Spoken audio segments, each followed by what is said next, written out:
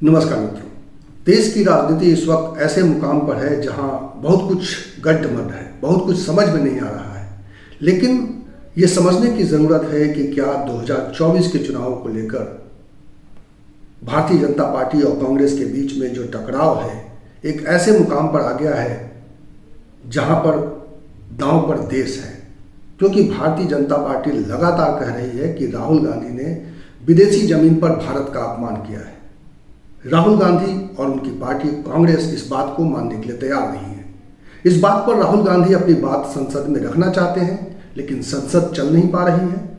आज भी ये बजट सत्र के होली के बाद का जो दौर है उसमें दूसरा हफ्ता है और दूसरे हफ्ते का पहला दिन है जब दोनों सदनों में काम अभी तक शुरुआत नहीं हो पाई है। लोकसभा 7 मिनट के लिए चली, राज्यसभा 8 मिनट के लिए चली और दोपहर तक के लिए यह स्थगित हो गई है। दोपहर के बाद भी कार्रवाई हो पाएगी कि नहीं हो पाएगी, इसको लेकर सवाल है। इस वीडियो में मैं बात करूंगा कि राहुल गांधी पर जो सवाल उठाए जा रहे हैं कि वो विदेशी जमीन से भारत का अपमान कर रहे हैं, उसमें कितनी सच्चाई है और क्या भारत में लोकतंत्र को सचमुच खतरा है। मैं इस वीडियो में बात करने जा रहा हूं कि भारत कहां खड़ा है, भारत की दिक्कतें क्या हैं और लोकतंत्र के सामने किस तरह की चुनौती है। इस वीडियो को शुरू करूं उससे पहले मैं आपसे अनुरोध करूंगा कि अगर आपने हमारा ये चैनल सब्सक्राइब नहीं किया है तो प्लीज़ इसे सब्सक्राइब कर लीजिएगा और इसका बेल आइकन ज़रूर दबा दीजिएगा ताकि जब भी कोई नया वीडियो बने तो इसकी जानकारी आपको मिल जाए। तो चलिए शुरू करते हैं आज का वीडियो। मुझे इस वीडियो को शुरू करते हुए राजा भैया रघुराज प्रताप सिंह की एक बात बहुत याद आ रही है, जो कहते थे कि कोई भी सरकार इतनी बुरी नहीं होती है जितना विपक्ष बताता है और कोई भी सरकार उतनी अच्छी नहीं होती है जितना कि सरकार खुद बताती है। यहाँ पर स्थिति ऐसी ही है और हम इस वीडियो में जानने की कोशिश करेंगे कि भारत के सामने किस तरह के चैलेंजेस हैं, भारत ने तरक्की की है मोदी के नेतृत्व में, किन क्षेत्रों में तरक्की हुई है और किन क्षेत्रों में ह्रास हुआ है यानी गिरावट आई है, और क्या लोकतंत्र को लेकर जो सवाल बार बार राहुल गांधी उठा रहे हैं वो सचमुच बड़ी चिंता का विषय है। ये सवाल बेहद गंभीर है और इसीलिए मैं आपसे अनुरोध करूंगा कि अगर आप इस विषय को गंभीरता से समझना चाहते हैं तो आखिर तक ये वीडियो देखिएगा, क्योंकि मैंने बहुत ही रिसर्च के बाद कुछ जानकारियां आपके लिए इकट्ठा की हैं। अपनी बातचीत की शुरुआत करते हुए मैं स्वामीनाथन एस अंकलेश्वरिया अय्यर की एक टिप्पणी आई है उसकी चर्चा जरूर करना चाहूँगा। उन्होंने बहुत ही विस्तार से इस बात को सामने रखा है कि राहुल गांधी जो कह रहे हैं उसमें कितनी सच्चाई है। उन्होंने कहा है कि जिस तरह से भारत की छवि बनी है दुनिया में उसमें बहुत कुछ बातें उन्होंने रखी है और मैं उसको आपके सामने बारी बारी से अनफोल्ड करना चाहता हूं। उन्होंने साफ तौर पर कहा है कि भारत आर्थिक ताकत के तौर पर आगे बढ़ रहा है और सिर्फ ये वो नहीं कह रहे हैं, वो आंकड़ों के जरिए आप इस बात को समझ सकते हैं। जो बातें कही जा रही हैं वो सिर्फ उनके हवाले से नहीं कही जा रही है, ये दरअसल ये आंकड़े इस चीज़ को साबित कर सकते हैं और इसीलिए ऐसी बातें कही जा रही है कि प्रधानमंत्री नरेंद्र मोदी के नेतृत्व में भारत ने अर्थव्यवस्था के तौर पे, आर्थिक देश के तौर पर अपनी एक साख पैदा की है दुनिया के स्तर पर। और 2022 में स्टॉक एक्सचेंज जो है, भारत का एक स्टॉक एक्सचेंज, उसको लेकर एक प्रतिष्ठित सवाल पूरी दुनिया के सामने है और ये भी कहा जा रहा है कि बुनियादी क्षेत्र में जो भारत में विकास हो रहा है, यानी सड़कें जो बन रही है, पुल जो बन रहे हैं और इस तरह से एक बुनियादी ढांचे के विकास को लेकर बहुत सारे काम हो रहे हैं, ये एक पॉजिटिव चीज़ें हैं। और लेकिन कुछ निगेटिव चीज़ें भी हैं, उन निगेटिव चीज़ों की ओर भी चर्चा करनी पड़ेगी। लेकिन सब कुछ अच्छा नहीं हो रहा है और भी बहुत कुछ अच्छा हो रहा है, मैं उसकी चर्चा भी करूँगा। लेकिन शिक्षा को लेकर उन्होंने कहा है कि शिक्षा को लेकर स्थिति बहुत अच्छी नहीं है। हम हर साल 15 लाख इंजीनियर पैदा कर रहे हैं, लेकिन इन इंजीनियरों को क्या नौकरी मिल पा रही है? ये सवाल आप समझते होंगे, आपके घर में, आपके आसपास में आप तमाम इंजीनियरिंग ग्रेजुएट्स को देखिए कि उनको नौकरी मिल पा रही है कि नहीं मिल पा रही है।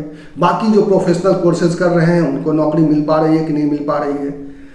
इसके अलावा सैन्य क्षेत्र में भी, यानी सेना के क्षेत्र में हमारी जो सैनिक ताकत है उसमें हमारी बढ़ोतरी हुई है, उसमें हमारी ताकत बढ़ी है। INS विक्रांत जैसे एयरक्राफ्ट जो है, जिसमें 5000 किलोमीटर की जो मारक क्षमता वाले परमाणु मिसाइल अग्नि 5 है, इस तरह के वो उस पर लोड किया जा सकता है, तो उसमें तरक्की हुई है। प्रशासनिक क्षमता का भी विस्तार हुआ है।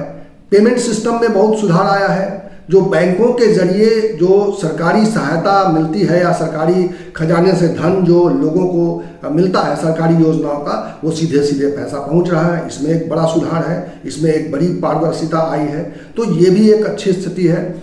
लेकिन जो मानवाधिकार और लोकतांत्रिक मूल्यों की जहाँ तक बात आती है कि मानवाधिकार को लेकर किस तरह की स्थिति है भारत में, या लोकतांत्रिक मूल्यों को लेकर भारत में किस तरह की स्थिति है, तो ये उन्होंने भी माना है कि इसको लेकर स्थिति दूसरी है और कहानी बिल्कुल पलट है। यानी एक तरफ हम विकास कर रहे हैं, अर्थव्यवस्था के क्षेत्र में हम विकास कर रहे हैं, लेकिन लोकतांत्रिक मूल्यों को हम बचा नहीं पा रहे हैं। हम मानवाधिकार को लेकर भी उतने गंभीर नहीं दिखाई दे रहे हैं। यानी कि लोगों के जो अधिकार हैं, लोगों के खिलाफ में जो हिंसा हो रही है, उसको लेकर जो कानून बने हुए हैं उससे उनकी सुरक्षा नहीं हो पा रही है। ये सवाल भी सामने आया है। सवाल ये उठता है कि भारत को कैसे जज किया जाए, भारत की तरक्की को कैसे आंका जाए। भारत की तरक्की को जज करने के लिए हमें कुछ आंकड़ों का सहारा लेना पड़ेगा। हमें आंकड़ों के जरिए साबित करना पड़ेगा, ना कि नेताओं के बयान के जरिए इसको साबित किया जा सकता है। कोई विपक्ष का नेता कह सकता है कि भारत में कुछ नहीं हुआ, कोई सत्ता पक्ष का नेता कह सकता है कि भारत में अब तो सोने की चिड़िया आ गई है। तो हमें आंकड़ों के आधार पर इसका विश्लेषण करना होगा कि भारत आज कहाँ खड़ा है, और आंकड़ों के आधार पर भी हम आगे बात करने वाले हैं। और इसको ऐसे समझा जा सकता है कि अंतर्राष्ट्रीय स्तर पर कुछ मानक तय किए गए हैं, कुछ संस्थाएं हैं जो काम करती हैं और वो तय करती हैं कि कौन सा देश किस मायनों में कहाँ खड़ा है। और अगर हम देखें इन आधार पर भारत की तुलना करें, भारत में विकास की तुलना करें, भारत में मानवाधिकारों और लोकतांत्रिक मूल्यों की जो स्थिति है उसकी चर्चा करें, तो हमें उन संस्थाओं पर गौर करना पड़ेगा जो इस तरह की रेटिंग करती हैं। और ये संस्थाएं दुनिया के किसी कोने में हो सकती हैं, लेकिन उनकी एक अपनी प्रामाणिकता है, उनका एक सम्मान है। यानी वो जो कहते हैं उस पर सवाल उठाना बहुत वाजिब नहीं होता है। लेकिन भारत की राजनीति इस वक्त है, और जैसे आप हम समझते हैं कि ऐसे कोई आंकड़ा सामने आता है जो भारत सरकार को सूट करता है, तो कहती है कि हाँ, अंतर्राष्ट्रीय एजेंसियां ये कह रही हैं और ये देख लीजिए कि हमने किस तरह से तरक्की की है। लेकिन अगर वही अंतर्राष्ट्रीय एजेंसी कुछ ऐसी बातें कह दे जो हमें सूट नहीं करती है, तो कहा जाता है कि ये गलत है और भारत की छवि को नुकसान पहुंचाने की कोशिश की जा रही है। तो ये भी एक राजनीति है, इसको समझने की ज़रूरत है। आपको मालूम है कि भारत सरकार ने पिछले कुछ समय पहले एक बहुत बड़ा फैसला किया था, जो अंतर्राष्ट्रीय स्तर पर काम करने वाली ऐसी एजेंसियों को विदेशी धन के आने पर उन्होंने रोक लगा दी थी। और वो एक बड़ा गलत संदेश गया है, जिससे जो सामाजिक स्तर पर जिसका एक प्रमाणीकरण होता है, सामाजिक स्तर पर जो एक आकलन करने के लिए ऐसी संस्थाएं होती हैं, उनको जो हमने रोका है, उसकी वजह से हमारी साख को भट्टा लगा है दुनिया के स्तर पर। BBC डॉक्यूमेंट्री को बंद करने के सवाल पर हम अपनी पीठ ठोक सकते हैं कि हमने अच्छा किया क्योंकि वो भारत की छवि को नुकसान पहुंचा रहा है, लेकिन उससे हमारी छवि को झटका लगा है, क्योंकि हम स्वतंत्र प्रेस की मौजूदगी से इनकार कर रहे हैं। प्रेस को पूरी स्वतंत्रता से काम करने देने की आज़ादी पर हम सवाल उठा रहे हैं। इसके अलावा BBC के संस्थानों पर जिस तरह से छापे डाले गए, BBC के संस्थानों पर जिस तरह से लगातार सर्च हुआ, तो इसको लेकर भी सवाल उठे हैं। और इससे एक मैसेज गया है कि भारत प्रेस की स्वतंत्रता को पहले की तरह उतना मुखरता से स्वीकार नहीं कर रहा है। इसके अलावा मैं बात करूंगा कि कुछ इंटरनेशनल एजेंसीज ने भारत का जो रेटिंग है अलग अलग मानकों के अलग अलग हिसाब से उसमें डाउनग्रेड किया है। और वैसी एक एजेंसी है फ्रीडम हाउस, और ये फ्रीडम हाउस बहुत पुरानी संस्था है, अमेरिका से चलती है। उसने भारत को फ्री डेमोक्रेसी से पार्टली फ्री डेमोक्रेसी के रूप में अंकित किया है। यानी पहले के मुकाबले भारत में डेमोक्रेसी थोड़ा संकुचित हो चुका है। इस बात का एक सर्टिफिकेट वहाँ से मिला है हमें, जो निश्चित रूप से एक चिंता का विषय है। इसके अलावा इकोनॉमिक इंटेलिजेंस यूनिट की रैंकिंग में भारत 2014 में 27वें स्थान पर था, जो अब यानी हाल के दिनों में गिरकर 46वें स्थान पर आ गया है।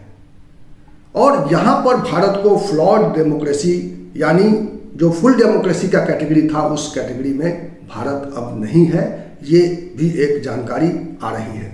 इसके अलावा और भी एजेंसियां हैं। द कैटो ह्यूमन फ्रीडम इंडेक्स में भारत का जो इंडेक्स है वो 2015 में 75वें पायदान पर था, जो 2020 में 111वें स्थान पर पहुंच गया। स्वीडन की एक एजेंसी है V Dem measure of liberal democracy, उसने भारत को 108वें स्थान पर रखा है। वर्ल्ड फ्रीडम प्रेस इंडेक्स में भारत 150वें स्थान पर रखा गया है। ये और बात है कि कांग्रेस के कार्यकाल में ये कोई बहुत अच्छी स्थिति में नहीं था, 140वें स्थान पे था। तो इस तरह से जो इंडिपेंडेंट एजेंसीज हैं वो हमारे बारे में क्या कर रही हैं, वो हमारे यहाँ की डेमोक्रेसी के बारे में क्या कर रही हैं, ये तो हमें देखना ही होगा। ये तो राहुल गांधी तय नहीं कर सकते हैं। राहुल गांधी के कहने से नहीं हो जाएगा कि भारत की डेमोक्रेसी को खतरा है। ये तो एजेंसियाँ कह रही हैं। और अगर ये बात विपक्ष का नेता कह रहा है तो मुझे लगता है कि वो अपनी जिम्मेदारी निभा रहा है। वो इस बात को अब चाहे वो भारत में कहे या अंतर्राष्ट्रीय मंचों पर कहे, भारत में कह के भी आज दुनिया के सभी देशों को पता चल सकता है, और विदेशी भूमि पर कहेगा तो वो देश में भी पता चलेगा। और दुनिया अब जब डिजिटल पूरी दुनिया हो चुकी है, जब हम एक ट्वीट पर पूरी दुनिया के साथ खुलकर बातें कर सकते हैं, पूरी दुनिया को कुछ भी बता सकते हैं, तब ये सवाल थोड़ा बेमानी सा लगता है कि कौन कहाँ क्या कह रहा है। और आज भी जब संसद की कार्रवाई शुरू होने जा रही थी, उससे पहले पार्टी के फोरम पर आकर मोदी सरकार में मंत्री हरदीप सिंह पुरी ने जो कहा है, जो राहुल गांधी को लेकर जिस तरह से सवाल उठाए हैं, वो आप सुन लीजिए। आप ये तय कर लीजिए कि जो माननीय राहुल जी ने कहा है यूनाइटेड किंगडम में जाके, अगर वो लाइट चीज को ना, he is asking for the dismantling of India, he is asking for regime change in India. यहाँ पे हम उनके जो भारत के वोटर है उनके साथ तो उनकी दाल गल नहीं रही, ठीक है। दोनों हाउसेज में मिला के जो आंकड़ा 100 पे नहीं पहुंचता, ओके। फिर यूके जाके कह रहे हैं और कैम्ब्रिज में जाके कह रहे हैं माइनॉरिटीज की हालत बड़ी खराब है, democracy is under threat India. क्या उनके वोटर को यहाँ लाएंगे? नहीं नहीं, बस समझ नहीं आ रही। अब आप अगर आप सजेस्ट करेंगे हम इसको लाइट लेने और चलने दे भाई साहब, मैं समझता हूं कभी कभी ये लक्ष्मण रेखा जो होती है ना, on fundamentals, where it comes to the unity and integrity of an India, if a political leader is hell-bent on questioning that, I think he needs to apologize. तो साफ है कि इसको लेकर, भारत की स्थिति को लेकर एक बड़े स्तर पर बड़ी राजनीति हो रही है। इसको समझने की जरूरत है। जो सरकार कह रही है उसमें भी पूरी सच्चाई नहीं है, जो विपक्ष कह रहा है उसमें भी पूरी सच्चाई नहीं है। लेकिन सच्चाई ये है कि भारत की स्थिति में सुधार की ज़रूरत है, और ये सुधार कोई राजनीतिक दल नहीं करेगा, ये जन दबाव से ही ये सुधार आएगा। जनता जनार्दन ही इसको करेक्ट कर सकती है। जनता के हाथों में बहुत कुछ होता है, और 2024 के चुनाव में जनता अपनी इसी ताकत का इस्तेमाल करेगी, और किसको वो हाँ करेगी किसको ना करेगी ये वक्त के गर्भ में है, अभी बहुत समय है। लेकिन इन विषयों पर चर्चा हो रही है, इन विषयों पर बातें हो रही है, और इसीलिए मैं आपको इस वीडियो में बताने जा रहा हूं कि मानवाधिकारों और लोकतांत्रिक मूल्यों के मामलों में भारत का जो हाल है ये किसी से छुपा नहीं है। असहमति, अगर किसी सरकार की कोई नीति, सरकार के कोई बयान, या जो भारतीय जनता पार्टी के किसी नेता के किसी बड़े बयान से आप असहमति जाहिर करते हैं, तो आपके बारे में, चाहे वो पत्रकार हो, चाहे वो स्वतंत्र नागरिक हो, चाहे वो विपक्षी दल का नेता हो, किस तरह की बातें की जाती है। ऐसे उसको पेंट किया जाता है जैसे वो देश विरोधी कोई बात कह रहा हो। और इस तरह से जो चीज़ें चल रही हैं, ये निश्चित रूप से यही सारी चीज़ें लोकतंत्र को एक अलग कैटेगरी से निकालकर एक दूसरी कैटेगरी में पहुंचा रही है, और लोकतंत्र को संकुचित बना रही है। लोकतंत्र में जिस तरह की आज़ादी है, और लोकतंत्र में ये भी आज़ादी है कि आप जब ऐसी बातें करते हैं, आप जब सरकार की आलोचना करते हैं, आप जब किसी कमी को तलाश कर उस पर सामने रखते हैं, तो सरकार का काम है कि उसमें सुधार लाना।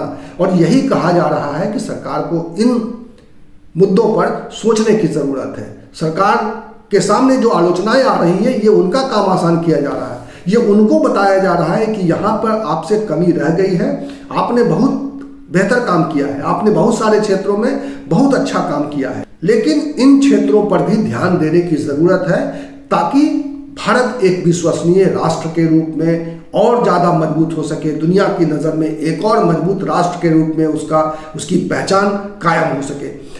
क्योंकि ऐसी बातें जब हम करते हैं, किसी आलोचना को हम जब झुठला देते हैं, तो न केवल बाहर में हमारी फजीहत होती है, बल्कि देश में कई ऐसे संस्थानों के बारे में, सुप्रीम कोर्ट के बारे में कहा जाता है और विपक्ष का बार बार कहता है कि सुप्रीम कोर्ट को भी एक तरह से दबाव में ले लिया गया है। लेकिन सुप्रीम कोर्ट ने हाल के दिनों में कुछ ऐसे फैसले भी दिए हैं, कुछ ऐसी टिप्पणियां भी की हैं, जिससे पता चलता है कि सुप्रीम कोर्ट की निगाह में ये सारी चीज़ें खटक रही हैं। जो कुछ ठीक नहीं हो रहा है उसको लेकर सुप्रीम कोर्ट एक करेक्टिव मोड में है। वो चाहता है कि सरकार उस पर काम करे, सरकार उसमें सुधार लाए, और बहुत सारी कमेंट्स जो है सुप्रीम कोर्ट के सामने आए हैं, जिसको लेकर सरकार को काम करना चाहिए। और निश्चित रूप से अगर सरकार इन सारे मुद्दों पर काम करेगी तो आने वाले समय में वो और मजबूत होगी, और एक जो भारत की जो मूल भावना है, अनेकता में एकता, उसको स्थापित करने की ज़रूरत है। आज जो सवाल उठाए जा रहे हैं कि एक अलग अलग नज़रिया रखा जा रहा है, अलग अलग धर्म और अलग अलग समुदाय के लिए, अलग अलग जाति का सवाल भी उठ रहा है चुनावों को लेकर, तो ये जो एक नया संकट खड़ा हुआ है सामाजिक स्तर पर, इसको संवारने का काम, इसको सुधारने का काम, इसको करेक्शन का काम सरकार को करना है। और ये सवाल अभी आम लोगों के सामने भी है, हम और आपके सामने भी है,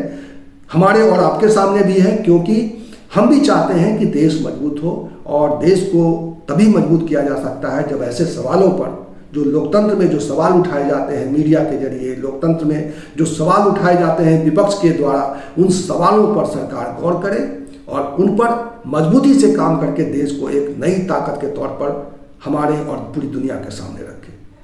इस वीडियो में इतना ही। इसी तरह की चर्चा के साथ, इसी तरह के सवाल के साथ और इसी तरह के विमर्श के साथ मैं आपको मिलूंगा अगले वीडियो में। तब तक के लिए नमस्कार। और जाते जाते मैं आपको ये भी कहूँगा कि अगर आपको इस बारे में कुछ कहना है, इन सवालों पर आप भी अपनी कोई राय रखना चाहते हैं, तो आप कमेंट बॉक्स में आकर बताइए, डिटेल्स में बताइए। हम आपके कमेंट को अगले वीडियो में उसके बारे में चर्चा करेंगे, आपके सवालों पर एक चर्चा करने की कोशिश करेंगे।